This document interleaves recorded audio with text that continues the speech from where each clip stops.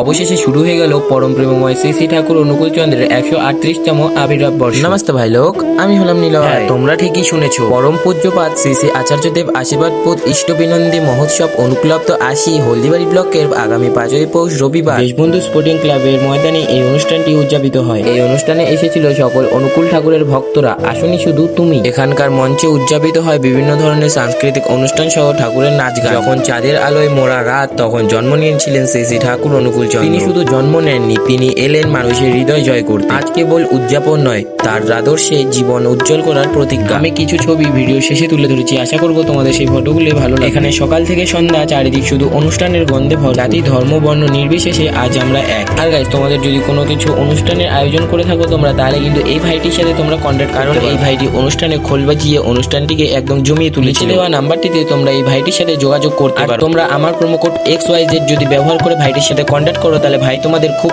কম বাজেটেই এই অনুষ্ঠানের আয়োজনে একদম শামিল হয়ে যাবে। এই দেখো বনুদের এত সুন্দর নাচ, যা মনকে মুগ্ধ করতে একদম বাধ্য। অনেক মজা হলো, অনেক ঘোরাঘুরি হলো। তো এখন আমরা বাড়ি যাই, দেখা হচ্ছে নেক্সট একটি ব্লগে। Thank you for watching, by.